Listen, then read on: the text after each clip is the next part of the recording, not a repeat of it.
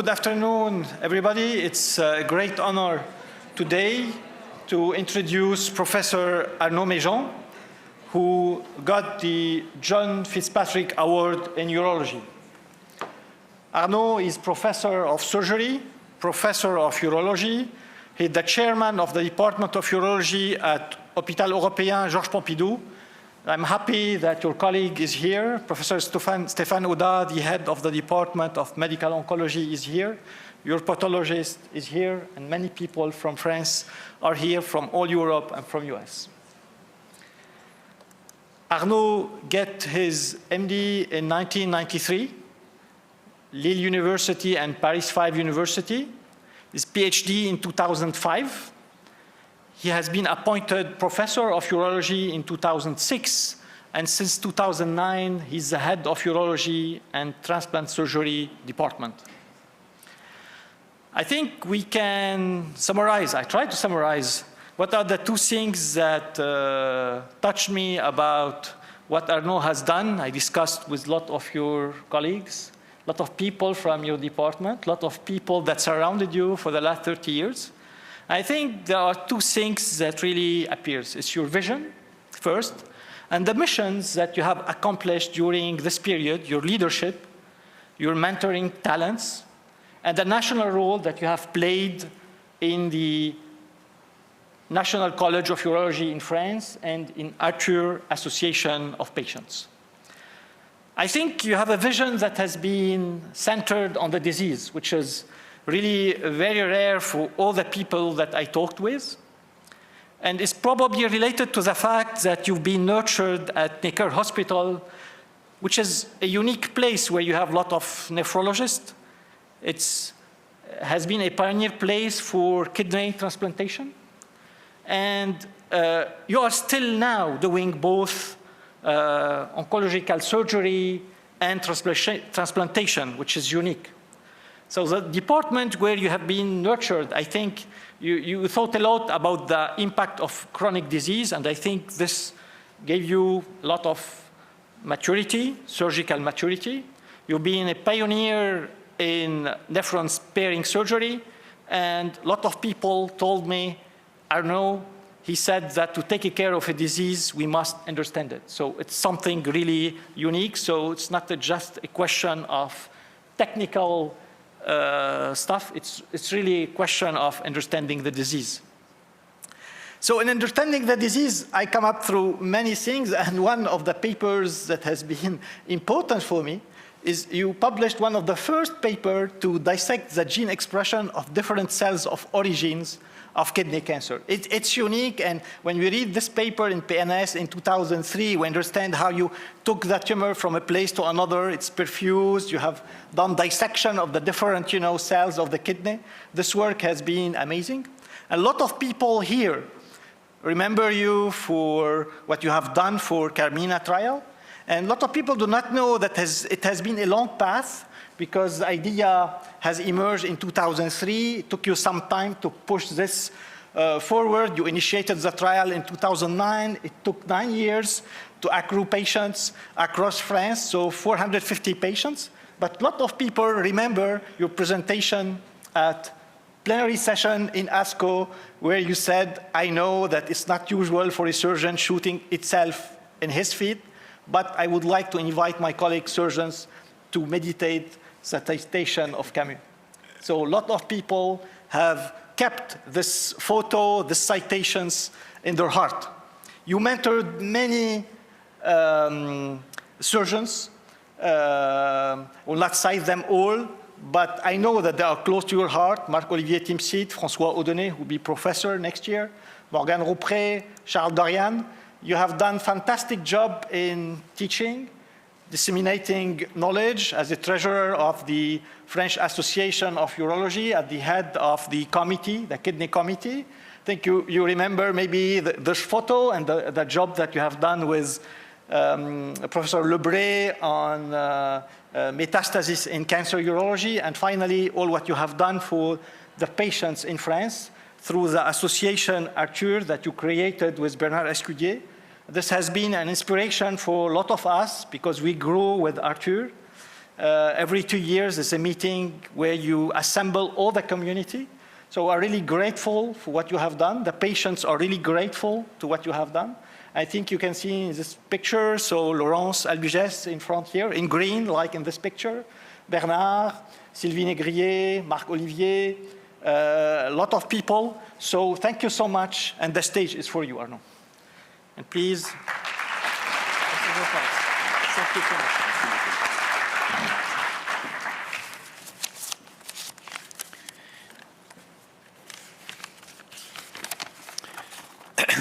So, dear colleague, dear friends, when you have an award, it means that you are very close to the end than ever. But it's really my great pleasure, really, to be here and an honor to receive today this award. I would like to thank the KCA and its CEO, Gretchen Vaughan, the chairman of the board of directors, Brad Lebovich, the chairman of the medical steering committee, Dan George, and also Michael Steller, Gabriel Malouf, for this honor. I would like also to congratulate Dr. Sarah Psutka for her tremendous career and her Chris Wood Award. The recognition is all for me the exciting because it comes from the expert and KOLs in the field of kidney cancer, to which I have dedicated my professional life. And to be in front of you today is one of the greatest moments of my career. Thank you for allowing me to experience these emotional moments. So what does Stefan Paget, founder of the seed and soil theory, and Judah Folkman, one of the pioneers of the tumor angiogenesis, have in common? Both were surgeons. And I would like to tell you about today the passion for me for the surgery. This passion started when I was a little boy. At the age of 6, I have absolutely no idea why. I operated on my teddy bear by opening the belly filled with straw to put a red sponge, which I removed a few hours later. 50 years later, I am doing exactly the same thing by removing kidneys by robotic surgery. I don't know whether to consider this consistency as a sign of genius achievement or a schizophrenic mental retardation. In any case, from the age of 6, I knew that I wanted to be a surgeon, and only a surgeon. I've asked my grandmother to teach me how to be nuts for sewing, and I've noticed that the staples did not close as well as threads. It was my first retrospective study. I have to wait a few years before entering the Paris Descartes Medical School. If I know I wanted to be a surgeon, I did not know in which specialty I wanted to go. It was at the Necker Hospital that I focused my attention on renal surgery, nephrectomy, and kidney transplantation after meeting the man who was to become my mentor, Professor Bertrand Dufour. He was an excellent surgeon, an old-fashioned surgeon in the pure tradition of the French surgery. He was hard, very hard, demanding, hard worker. He trained us to operate with the same gesture, reproduced 1,000 times, 10,000 times, like a pianist repeats his scales tirelessly. When the situation was critical in the operating theater, he showed us how to bypass the obstacle and return to the basic situation. I think of him today, and it is also to him that I dedicate this award. Prof. Dufour was a pioneer of the conservative surgery at a time where everyone was doing total nephrectomy according to the Robson theory. It was in this context that I presented the first work on conservative kidney surgery from the urologic department of Necker. It was a painful time when I was insulted at meetings because the attitude at this time was not usual, and the majority of teams severely condemned conservative surgery. To confirm our attitude, we performed tumorectomies, and separately, the nephrectomy parts were studied in pathology. In 25 cases of tumor inferior to 4 centimeters, we never found any residual tumor in the remaining parenchyma. This was my first prospective study, but never published.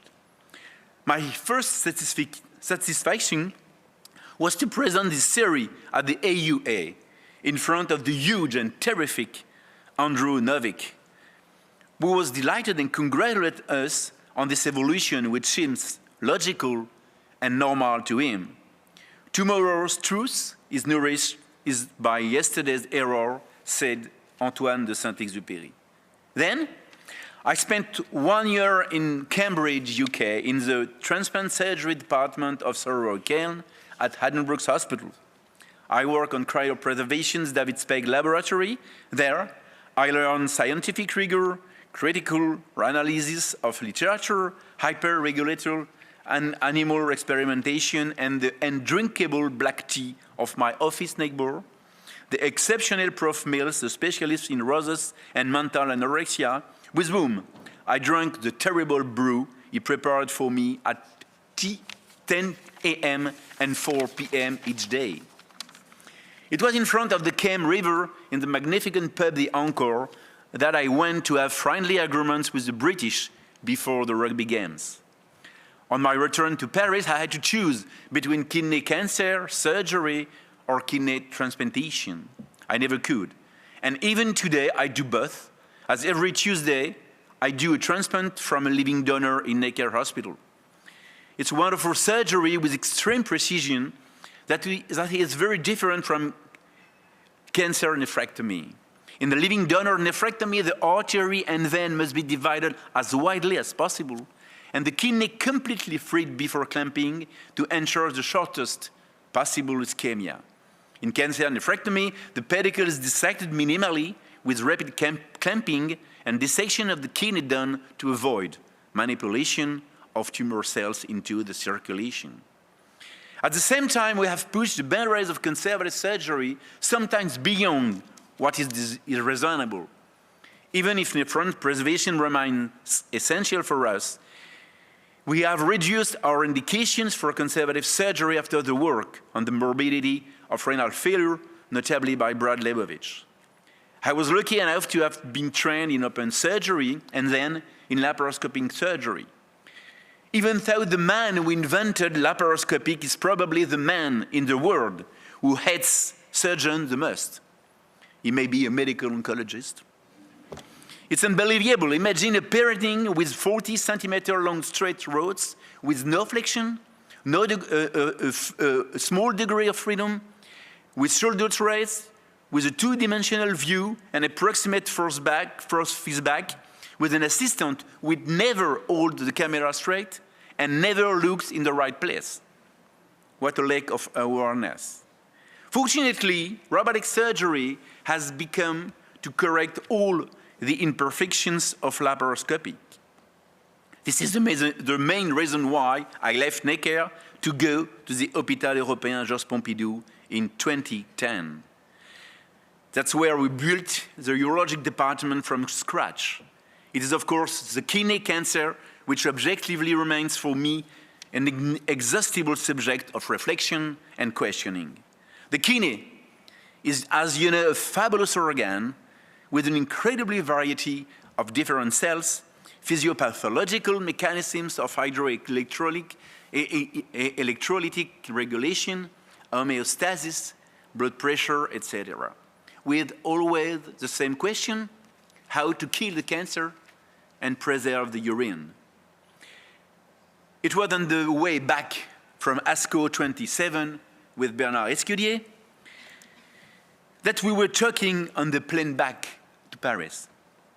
I told him how impressed I have been with the results of sunitinib. I asked him if nephrectomy was still desirable, given the high rates of complication and death in metastatic patients. It was at this point that Carmena was imagined, described, and initiated. We spent all the night on the plane writing the study design. This study taught me a lot. First of all, you cannot do anything on your own. And it's the confrontation of ideas and disciplines that nourishes your reflections. I never could have done Carmena without Bernard's help, and yet Bernard is not a surgeon. Well, he's not a medical oncologist as well. He's a cardiologist. But anyway, despite his knowledge of all the KOLs around the world, and especially in the US, we did not manage to include any American patient. Why? Why this question, which is fundamental and still is, why was that not possible? May I have some answer? Europe versus US, academic versus company-sponsored studies, surgical versus medical studies, I don't know exactly. But I do think we lost the opportunity to do a study with faster results. Because indeed, surgical studies are complicated. As I said, I love surgery, and still today my greatest pleasure is to do a tumorectomy in the operating theater. In this assembly, some surgeons are scientists, and therefore my comments are not addressed to them. But it must be recognized that many surgeons lack scientific culture and knowledge. That is not criticism, but a rather bitter observation. There is no real reason why surgeons should not conduct phase 3 studies. There is no real reason why surgeons should not include patients in randomized clinical trials. There is no real reason why surgeons should not be interested in anything other than technique. Why and what is the point of being a robotic surgical technician? Don't think, my medical oncologist friends, that it is your interest either. I think of Stefan Paget and Judah Folkman. It is all our interest to be able to discuss surgical protocols, adjuvant protocols, neoadjuvant protocols, to modify them, to change them, to enhance them. I know that some people think that a surgeon is only made to operate. But that is a very damaging mistake. Carmela taught me how important it is to be persistent despite disappointments, disillusions, and resentments, and never forget the goal. When I was in the green room just behind the podium before the ASCO plenary session, the ASCO president came up to me to congratulate me and said to me, "You are the first surgeon in the world to present a surgical study in plenary." What a glory, perhaps, but actually, what a sadness. Carmena's real conclusion was not to exclude surgery from the treatment of metastatic kidney cancer, but to open the discussion about when it was the best to do it. I don't think it will be much different with immunotherapy, but it's another story. Carmena has given me as many friends among medical oncologists as enemies among urologists. And if the study has been positive in favor of nephrectomy, I am not sure it has been presented in plenary. In kidney cancer, there are more than 30 tumor types currently described, and with them, so many uncertainties and questions. For example, on this slide, you have 6 tumors of 6 centimeters found incidentally in 6 patients with normal renal function. A chromophobe RCC, for which conservative surgery is desirable, but it's not so easy. Here, an oncocytic tumor for which conservative surgery should be performed. Here, an MITF with TFO3 translocation for which nephrectomy is recommended. Here, a high-grade papillary RCC for which conservative surgery is not desirable, nor for this high-grade renal cell RCC with sarcomatoid contingent. And this adult onset nephroblastoma must have chemotherapy before surgery. Today, I would like to join in the wish that we still have to discuss together to perform large randomized clinical trials. I know that studies involve I know the challenges of performance, money, leadership, grants, publication, impact factor, etc. But I know actually that our ultimate goal is to propose the best therapeutic strategy for each patient. We thought that just before my presentation in the session before. This is a great paradox of our job. We are living under the empire of the hazard ratio and the small p to write recommendation. We are only exploiting statistics when in reality it is only at the individual level that the therapeutic responses is made, and each patient is unique. Let me tell you a story. When I was in my 5th year of the medical school, I had to bring a patient's file back to the internal medicine department. I knock on the door without knowing it was the door of the head of the internal medicine department. I heard, "Come in." I entered and came face to face with the head of the department himself. I said that I'm coming in the wrong door, in the wrong office, and I was so sorry to have bothered him. He put me to be comfortable, to stay calm, to calm down, sit down. He asked me what I had learned from this medical file that I have to bring back, and to summarize it for him, which I did. With great kindness, he told me that the diagnosis have been long in coming because the doctors have not really questioned or listened to this patient. He then explained to me that in 57.5% of cases, he made his diagnosis just during the interrogation. Finally, he asked me to remember one thing that I was absolutely essential for my whole career. It was the most complicated and important thing, and that is that always believe the patient. With surgery, and especially with the robot, we are totally immersed inside the patient. And the surgeon, at this precise moment of the operation, is absolutely alone in the world with his patient.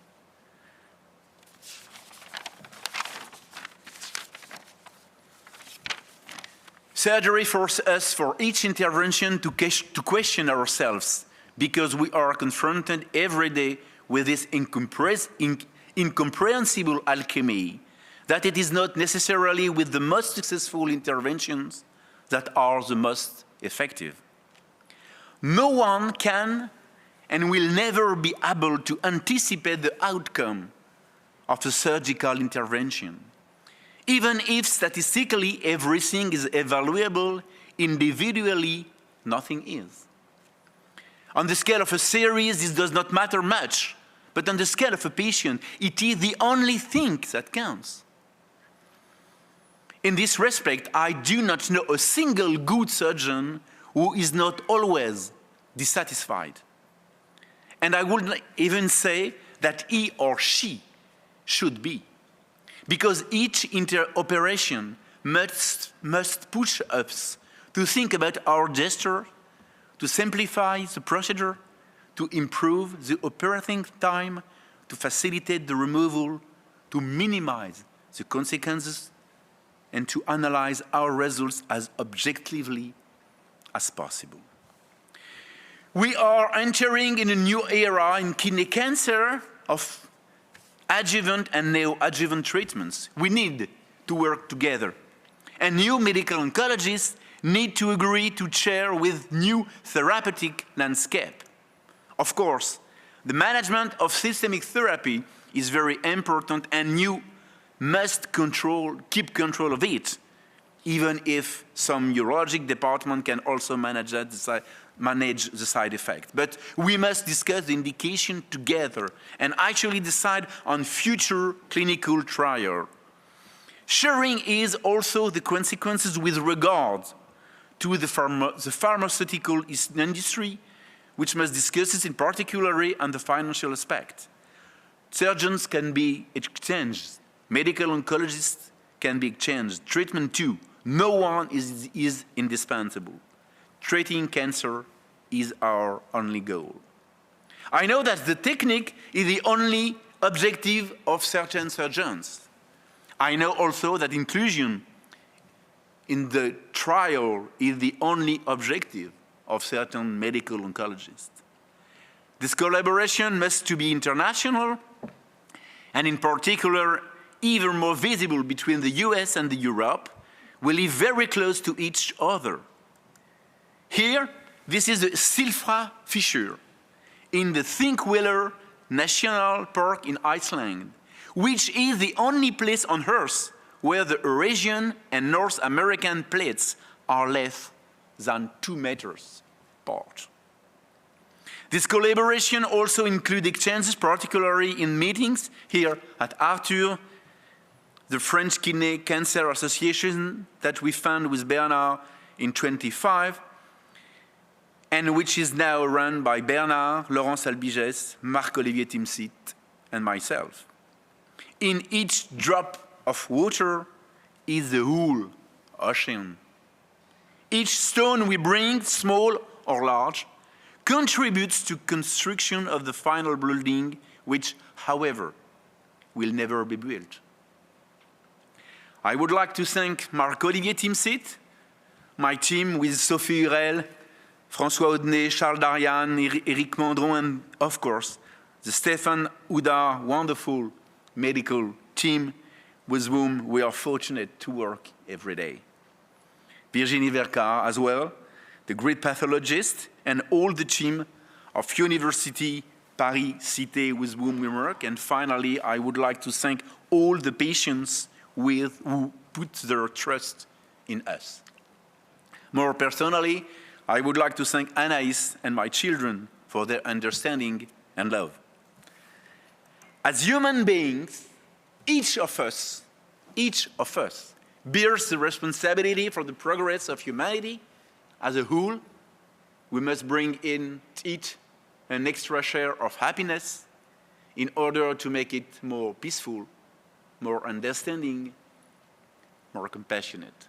Thank you very much.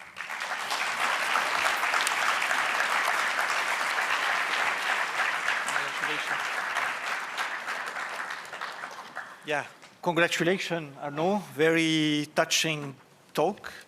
Lot of memories.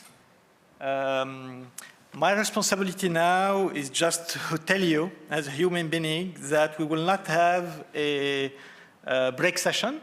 And so the next session is Women in RCC. So, gentlemen, we have to go outside. Our mission, RCC in Man, outside.